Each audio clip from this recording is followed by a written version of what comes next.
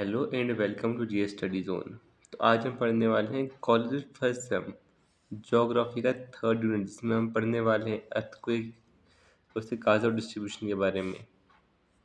Introduction देखते हैं।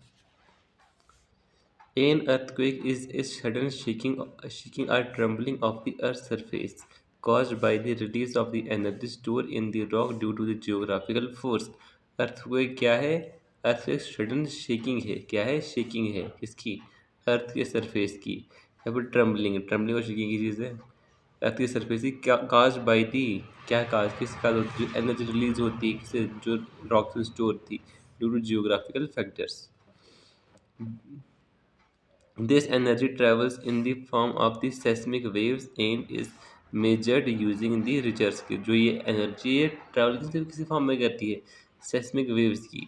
कितने मेजर किया जाता है इसको? रिचर स्केल से, जो नापता है मैग्नीट्यूड।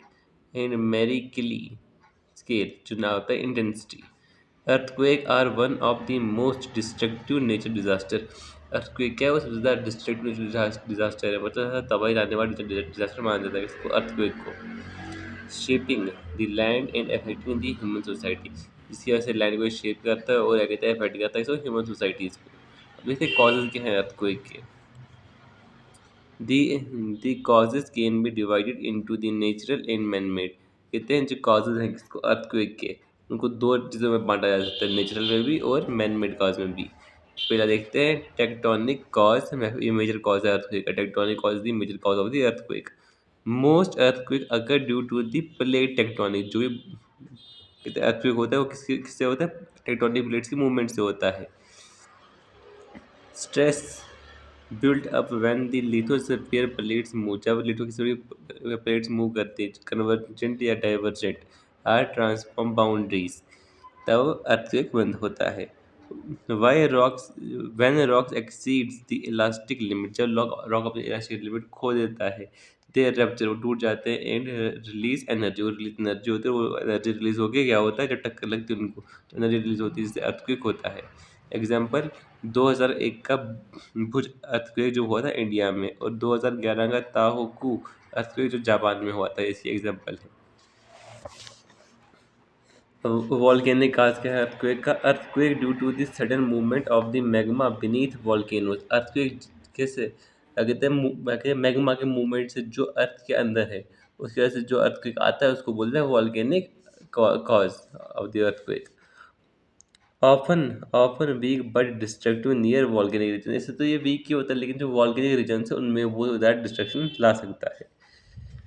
एग्जाम्पल है इसकी earthquakes in the Pacific ring of fire. मतलब पैसिफिक ओशन में क्या है, ज्वालामुखी बहुत सारे हैं, वहाँ उसको बोलते हैं पैसिफिक रिंग ऑफ फायर। तो वहाँ पे उसकी एग्जांपल है। Collapse earthquake, local earthquake cause by the collapse of underground caves, mines and cavity. जो लोकल अर्थक्वेक काज होते हैं कैसे? कोलैप्स से, किससे कोलैप्स से? केव्स के, माइंस के और कैविटीज के। एग्जाम्पल माइन कोल कोलैप्स टर्मेंडियस इन झारखंड इंडिया। जब माइन कोलैप्स हुआ था तो भूकंप आया था उससे कोलैप्स होने से। Reservoir induced earthquake, reservoir induced earthquake में क्या होता है? Caused by heavy pressure of the water. ये heavy pressure of the water की वजह से होता है। In large reservoirs or dams. कहते हैं रिजर्वायर किससे होता है? हैवी प्रेशर ऑफ वाटर से। कहाँ पे? लार्ज रिजर्वायर और डैम्स में। Example Koyna dam earthquake. Koyna dam earthquake जो हुआ था महाराष्ट्र में 1676 में। ह्यूमन इंड्यूस कॉज मतलब इंसान की वजह से क्या पड़ता है असर अर्थक्वेक पे? Deep underground nuclear test or excessive ground water oil extraction.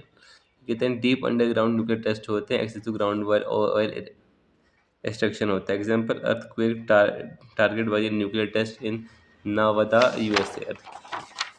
USA okay. Distribution of the earthquake, earthquake को डिस्ट्रीब्यूट कैसे किया गया है? Earthquake not randomly distribute, earthquake randomly distribute नहीं होते हैं। दे फॉलो स्पेसिफिक पैटर्न, से एक स्पेसिफिक पैटर्न को फॉलो करते हैं अलोंग द टेक्टोनिक बाउंड्री करते हैं, स्पेसिफिक पैटर्न को फॉलो करते हैं। अर्थक्वेक डिस्ट्रीब्यूशन क्या फॉलो करता है? एक क्या कहते हैं, टेक्टोनिक बाउंड्री या एक स्पेसिफिक पैटर्न को फॉलो करते हैं, जैसे कि सरकम पैसिफिक बेल्ट को रिंग ऑफ फायर कहते हैं। वहाँ पे जो अर्थक्वेक आता है, account for nearly 70% of the world earthquake कहाँ आते हैं?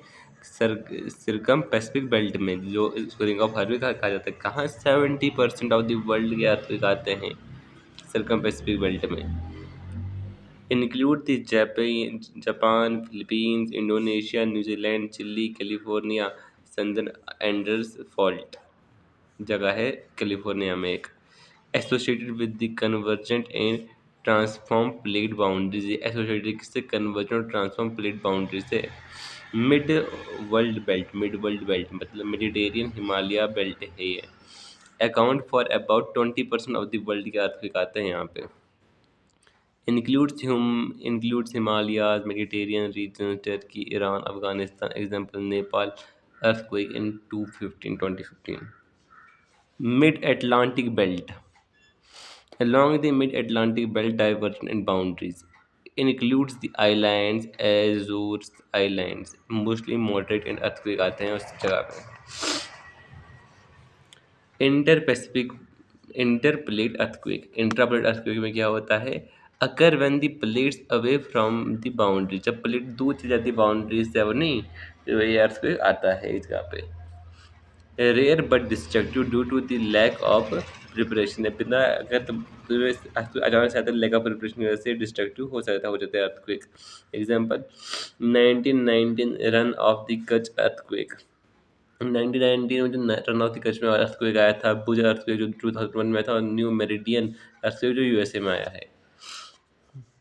कॉजेज क्या हैं अर्थक्वेक के, earthquake are earthquake are caused primarily by the tectonic movement, earthquake कैसे होते हैं, टेक्टोनिक मूवमेंट की वजह से होते हैं, through the volcano and the human induced causes also plays a role, their distribution is connected in the specific global belts such as circum-Pacific belt, mid-world belt and the mid-Atlantic region, but interplate earthquakes are also अगर रहते हैं understanding their cause and distribution helps in hazard migration, disaster preparation, and planning safer sentiments.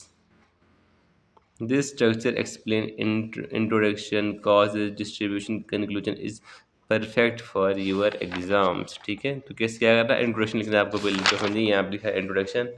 पहले exam में अगर पूछा गया आपको question कहते mention the causes and distribution of the earth, पहले आपको इंट्रोडक्शन देना है, फिर उसके काजेज के बारे में बताना है, फिर बताना है क्या क्या काजेज हैं, जैसे कि tectonic cause, volcanic cause, okay, volcanic cause, collapse earthquake, reservoir induced earthquake, human induce earthquake causes, फिर इसकी डिस्ट्रीब्यूशन के बारे में बताना कि कहाँ कहाँ डिस्ट्रीब्यूट है, जैसे कि सरकम पैसिफिक बेल्ट को रिंग ऑफ फायर कहा जाता है, मिड वर्ल्ड बेल्ट और क्या कहते हैं मिड एटलांटिक बेल्ट, और इंटरप्लेट अर्थक्वेक्स होते हैं। सो एंड में कुछ लिख के खत्म, ठीक है।